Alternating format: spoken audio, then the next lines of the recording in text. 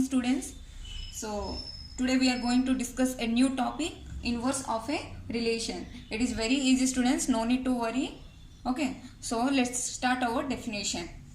Suppose, see students, when domain and range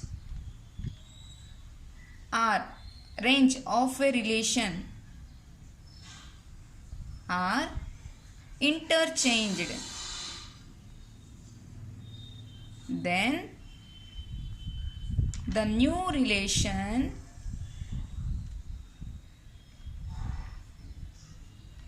is called inverse of the given relation.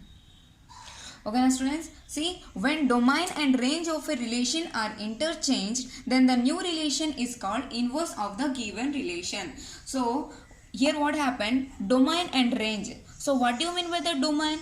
Domain means the first element of the order pair of a relation. And what do you mean by the range? The range means the second element of the order pair of a relation. So here what happened, the domain and range interchanged. It means that the first element will go to the second element and second element will go to the first element. Understand? So let's see by example what's happened. Next thing is what? It is denoted by or represented by R inverse. Okay, next one. See, normally the relation is from A to B, yes or no? It is a relation is from set B to set A. Got it?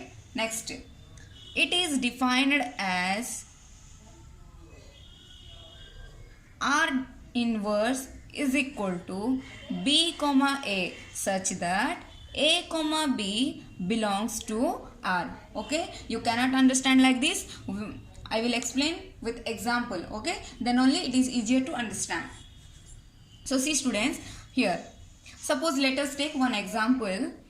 R, directly I am writing example of relation only. Okay, no need to write A, B, that all. Okay, so let's start our example. R is equal to 2 comma 2, 2 comma 4, 2 comma 6, 4 comma 4, 6 comma 6. Okay now, so now what I have to do, I have to find out R inverse. Okay, how I will find out? See students, what is our definition? Our definition is domain and range interchanged.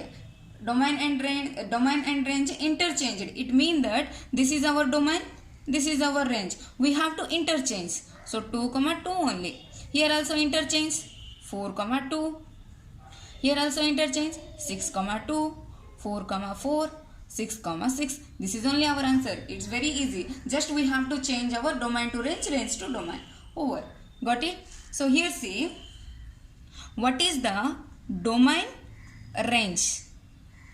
Okay, what is the domain range of R and R inverse? Okay, so see students, this is our R.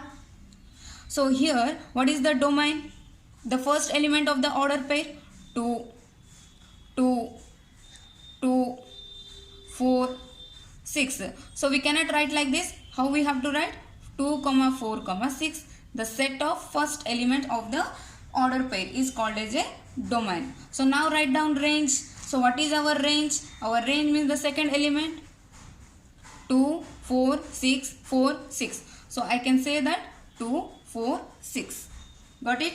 So here also see, what is the range, what is the domain of R inverse? So write down domain, 2, 4, 6, 4, 6. So 2, 4, 6. Here also range, second element, 2, 2, 2, 4, 6. So I can write 2, 4, 6. Got it? So next see, another example.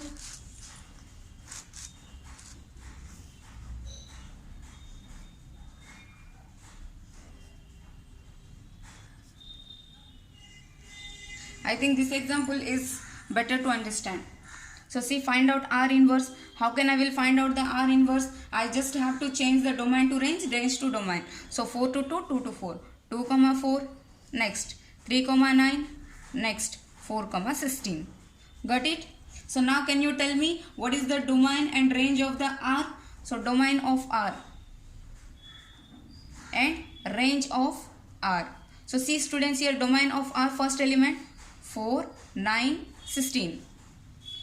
Range of R 2, 3, 4. Now domain of R inverse 2, 3, 4. Range of R inverse 4, 9, 16. So see students, here what you are observing, here see the domain is equal to the range of R inverse, and here the range of R is equal to domain of R inverse. Got it? Again I am telling, domain of R here 4, 9, 16, but here the range of R inverse is equal to 4, 9, 16. So domain of R is equal to range of R inverse, and the range of R is equal to domain of R inverse. Okay, it is very important.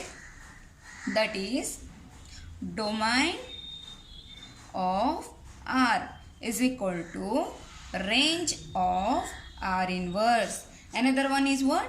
Range of R is equal to domain of R inverse. Got it? So see students, here what is our definition? Again I am writing. See, R inverse is equal to, see, B comma A such that A comma B belongs to R. It means that what? See, this is only the best example. B comma A. So B comma A is our, B comma A should have to in our R inverse. It means that A comma B should belongs to relation. Suppose see, A comma B is equal to 4 comma 2. A comma B is equal to 4 comma 2. So this is belongs to relation or not? Yes. So B comma A means what? 2 comma 4. This is belongs to R inverse. Got it? Suppose see, suppose R inverse, take one element 3 comma 9. Okay, 3 comma 9, such that 9 comma 3 should belongs to relation. Understand? Suppose I took one element from the R inverse. R inverse is B comma A.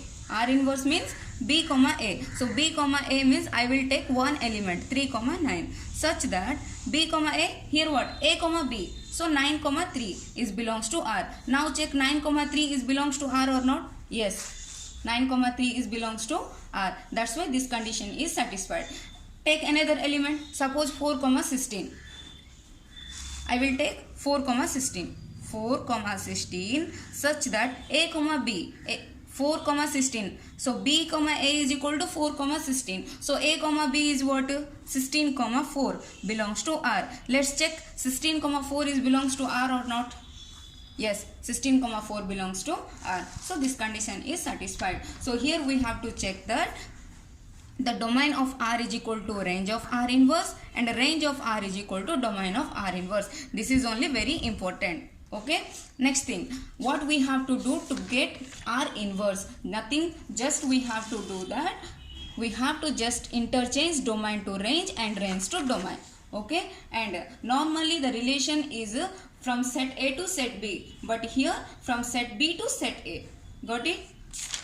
So if you have any doubt, just ask me. Okay.